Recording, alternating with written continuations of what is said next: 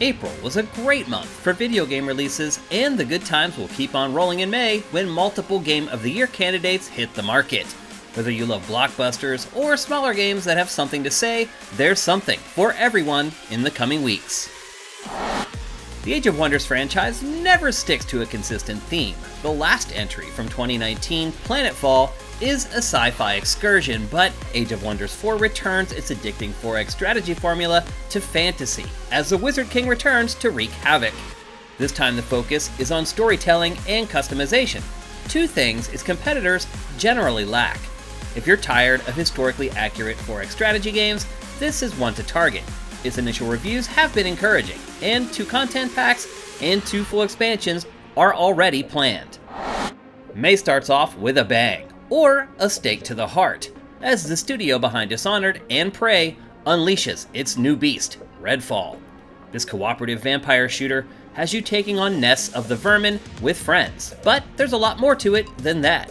Each playable character has special abilities that can make them a very specific threat, so team composition is extremely important. The vampire ecosystem is also quite complex, allowing you to scale each hunt to your team's skills and strengths.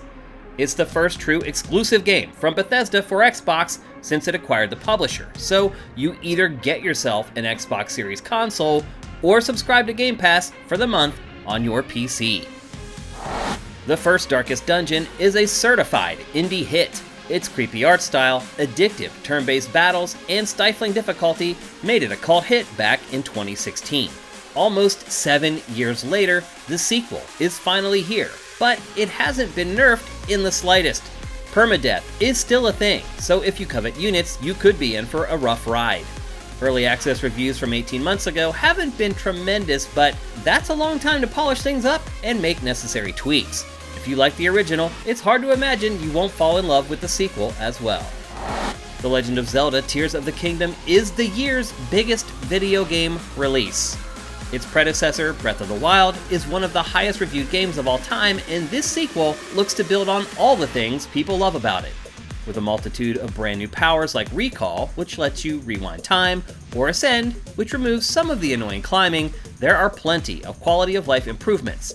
It also doubles down on the building from the first game, giving it a formal interface called Ultra Hand.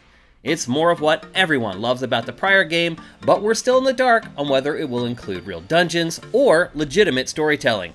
Regardless, if you're buying one game this month, this one is it. Humanity was debuted with a somewhat confusing trailer, but since then, we've been clued into what it actually is. The object of the game is to herd humans through dangerous puzzle terrain and deliver them unscathed to their final destination. You play as a herd dog, tasked with what seems like an impossible job, but you also have various tools at your disposal to get the job done. If you're a fan of Rez or Tetris Effect, it's made by the same team, and it shares a lot of similar aesthetics. It's Lemmings for the 21st century. There's no other game quite like it, and we've been especially impressed playing it in VR. It's been almost 9 long years since we got a new Mario Kart game. Competitors have been slow to fill the void, but this year in particular has provided plenty of alternatives. The next in line is LEGO 2K Drive, the first game in a massive collaboration deal between LEGO and 2K Games. Is an open-world kart racer where you can build and then race your own contraptions. The open world is enormous, and you can just putt around leisurely or jump into races with other human players like in Burnout Paradise. It's looking to leapfrog Mario Kart in a major way and put Nintendo's long-running franchise on blast. While it's supposed to be the next main entry in the terrifying first-person horror franchise, Amnesia the Bunker feels more like a spin-off. Regardless, it should still have you on the brink of filling your britches. It's still a first-person survival horror game, and it's set in a desolate World War I bunker where evil is lurking in the shadows. The developers are hoping to impart more freedom into the gameplay to provide a more unscripted design overall, and it includes more traditional weapons this time, like guns. Dust off those fright or fight feelings. Telltale went from being best-in-class adventure game developers of franchises like The Walking Dead to, well, dead. And then revived again. But not everyone returned. Some rose from their graves to form a development studio, Zombie, and its first bite with its new body is Star Trek Resurgence. This choose-your-own-adventure set in the USS Resolute will give you agency over how the story is told as you interact with some of the franchise's most iconic characters.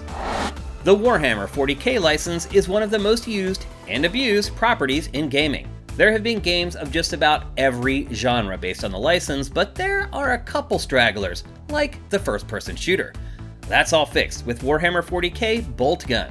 The catch, or trick, depending on your perspective, is that it's a pixelated throwback to classic shooters like Doom. It's named after a weapon with huge caliber bullets that explode on impact, which tells you all you need to know. If you're a Lord of the Rings fan, then you've likely already experienced the love-hate relationship fans have with the Hobbit, formerly known as Sméagol. He's played a huge role in the films and books, but he's been overlooked for decades when it comes to video games. Well, that all changes with The Lord of the Rings Gollum, a third-person, stealth-driven action-adventure starring the preciously creepy little runt.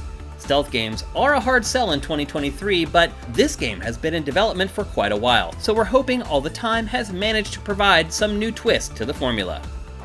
Thanks for watching our rundown of all the games worth checking out in May 2023. Now the truth is, there are plenty of other games you should be keeping your eye on over the next 30 days, and that's why you should be using Sifted to help find your next favorite game. If you like what we're doing, head to patreon.com/sifted and drop us a pledge. We'll see you next month.